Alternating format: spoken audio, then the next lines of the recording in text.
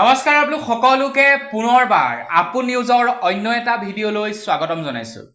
আজিৰ ভিডিঅ'টো আৰম্ভ কৰাৰ আগতে আপোনালোকে কমেন্ট সেকশনত জনাওকচোন আপোনালোকৰ কোন বেংকত একাউণ্ট আছে।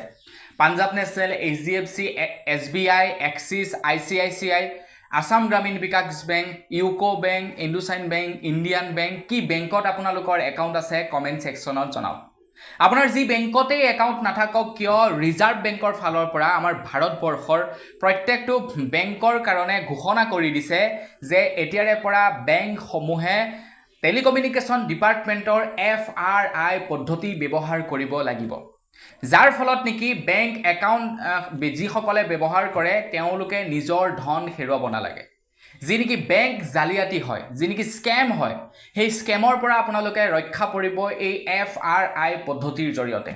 আৰু এই FRI পদ্ধতি বৰ্তমান সময়ত টেলিকমিউনিকেশ্যন ডিপাৰ্টমেণ্টে উদ্ভাৱন কৰিছে আৰু সেই FIR পদ্ধতিটোক বৰ্তমান সময়ত ৰিজাৰ্ভ বেংকে যিমানবিলাক বেংক আছে সকলো বেংককে ব্যৱহাৰ কৰিবৰ কাৰণে নিৰ্দেশনা প্ৰদান কৰিছে। এতিয়া আপোনালোকে হয়তো চাগে ভালদৰে বুজি পোৱা নাই এই FRI পদ্ধতি কি। FIR কিন্তু নহয়, আমি যে নেকি মানে কিবা এটা কেছৰ বাবে FIR দিওঁ সেই FIR নহয়, কিন্তু এইটো হৈছে FRI। তো এই FRI হয় কি, ই কেনেকৈ কাম কৰিব, ইয়াৰ ফলত আপোনালোকৰ কেনেধৰণৰ লাভালাভ হ'ব সেই সম্পৰ্কে আজিৰ এই ভিডিঅ'টোত মই আপোনালোকক জনাম। তো ভিডিঅ'টো প্ৰথমৰ পৰা শেষলৈকে চাই থাকিব। মই শ্ৰী প্ৰাঞ্জিত গগৈ, আপোনালোকে চাই আছে আপুন নিউজ। আহক আৰম্ভ কৰোঁ আজিৰ ভিডিঅ'। আগবাইছোঁ খবৰটোৰ ফালে আগবঢ়াৰ আগতে লাইক এটা কৰিবলৈ কিন্তু নাপাহৰিব, আৰু চেনেলটো যদি এতিয়ালৈকে ছাবস্ক্ৰাইব কৰা নাই তেন্তে চেনেলটো ছাবস্ক্ৰাইব কৰি থৈ যাব। এই 2025 চনত টেলিকমিউনিকেশ্যন ডিপাৰ্টমেণ্টৰ ফালৰ পৰা FRI নামেৰে এবিধ বিশেষ টুলৰ উদ্ভাৱন কৰিছিলে। মানে এবিধ ছফ্টৱেৰৰ উদ্ভাৱন কৰিছে বুলি ক'লে আপোনালোকে সহজতে বুজি পাব। এবিধ ছফ্টৱেৰৰ উদ্ভাৱন কৰিছিলে যাৰ নাম ৰাখিছিলে তেওঁলোকে FRI। এতিয়া এই FRI ফলত আমাৰ কি লাভ হ'ব সেই সম্পৰ্কে বাৰু আপোনালোকক জনাই লওঁ, কিন্তু তাৰ আগতে আপোনালোকক জনাই লওঁ যে বৰ্তমান সময়ত আমাৰ ভাৰতবৰ্ষত দিনক দিনে বেংক জালিয়াতিৰ সংখ্যা বৃদ্ধি পাইছে। আপোনালোকক বিভিন্ন কৌশলেৰে একাউণ্টৰ পৰা ধন সৰলকি কৰিবৰ কাৰণে বিভিন্ন ব্যক্তি বহি আছে। মুঠৰ ওপৰত আপোনালোকৰ একাউণ্টৰ পৰা যেনেকৈ নহওক পইচা উলিয়াই নিব লাগে। তো আজিৰ পৰা 2-3 দিন পূৰ্বে মোৰ এগৰাকী চিনাকি বাইদেউৰ একাউণ্টৰ পৰা প্ৰায় 17,000 টকা লুটি লৈ গ'ল ইনষ্টাগ্ৰামৰ জৰিয়তে। ইনষ্টাগ্ৰামত এগৰাকী ছোৱালীয়ে মেছেজ কৰিলে, সেই মেছেজ অনুপাতে কিবা কিবি কৰি প্ৰায় 17,000 মান টকা লুটি লৈ গ'ল। আৰু তেওঁলোকে আৰু নিয়াৰ প্লেনিং বনাইছিলে, কিন্তু মই দেখা পোৱাৰ পাছত সেই বস্তুটো মানে ক্ল'জ কৰি দিলোঁ যে এইটো স্কেম হয়, তোমালোকে আৰু ইহঁতৰ লগত কথা বতৰা নাপাতিবা, এইটো ব্লক কৰি দিলোঁ।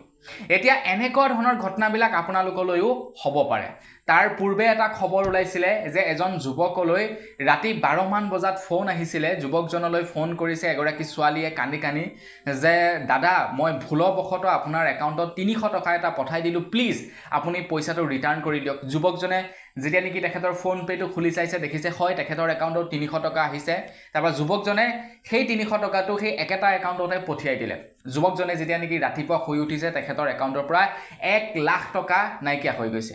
কেইদিনমান পূৰ্বে আকৌ আৰু তেনেকুৱা ধৰণৰ এটা ঘটনা হৈছে। এজনী ছোৱালীয়ে কান্দি এজন যুৱকলৈ ফোন কৰিছে যে দাদা, মই আমুক ৰাজ্যৰ পৰা কৈ আছোঁ, মই ভুলতে চাকৰি ফৰ্ম ফিল আপ কৰোঁতে আপোনাৰ মোবাইল নাম্বাৰটো দি পালোঁ, মানে এটা নাম্বাৰ ইফালে সিফাল হৈ গ'ল। এতিয়া মোৰ চাকৰি হ'ব লাগে, চাকৰি মই জইন কৰিব লাগে, কিন্তু এটা OTPৰ বাবে মই জইন কৰিব পৰা নাই, মোৰ নম্বৰটো সলনি হৈ গ'ল, প্লিজ আপোনাৰ মোবাইলত এটা OTP যাব, মোক দি দিয়ক না, নম্বৰটো মই চেঞ্জ কৰি লওঁ।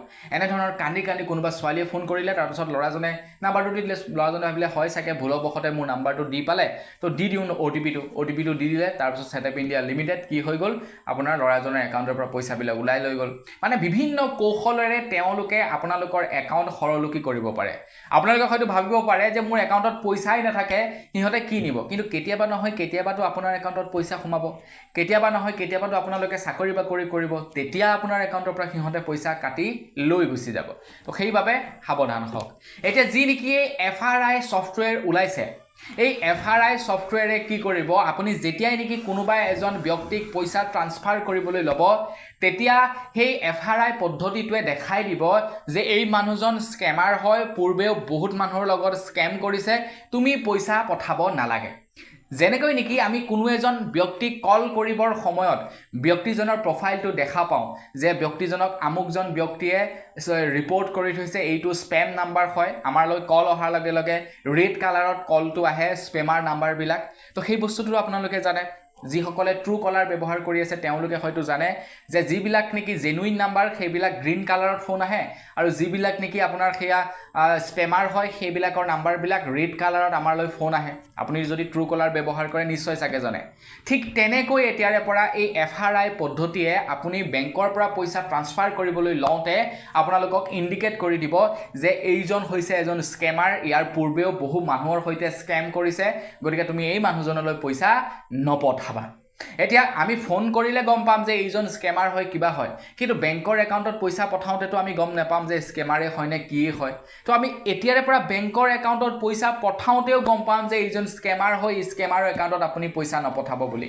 এইটো মানে ইণ্ডিকেট কৰি দিব আৰু এইটোৰে কাম হৈ গ'ল FRI মানে FRI সেই বস্তুটো এতিয়াৰে পৰা মানে চাই দিব যে কোনজন স্কেমাৰ হয় কোনজন জেনুইন মানুহ বা জেনুইন পাৰ্সন হয় সেই বস্তুটো এতিয়াৰে পৰা এই FRI পদ্ধতিটোৱে আপোনালোকক মানে দেখুৱাই দিব যে এইজন স্কেমাৰ তুমি ইয়াত পইচা নপঠাবা বোলে নহয় এইজন ভাল মানুহ তুমি এই মানুহজনৰ একাউণ্টত পইচা পঠিওৱা এই বস্তুটো এতিয়াৰে পৰা ইণ্ডিকেট কৰি দিব এই FRI পদ্ধতিয়ে ইয়াৰ ফলত আপোনালোকৰ একাউণ্ট সেফ হ'ব ইয়াৰ ফলত আপোনালোকৰ একাউণ্টৰ পৰা পইচা ওলাই নপৰিব তো কেনেকা পাইছে আমাৰ ৰিজাৰ্ভ বেংক তথা টেলিকমিউনিকেশ্যন ডিপাৰ্টমেণ্টৰ এই নতুন সিস্টেমটোৰ বিষয়ে জানি কমেন্ট সেকশনত জনাব আজিৰ ভিডিও জনাবলৈকে খবৰ ইমানটোৱে আছিল খবৰটো জানি কেনে পালে সেইটোও জনাব পুনৰ এটা লগ পোৱাৰ খাজলৈ বিদায় মাগিছো ধন্যবাদ জয়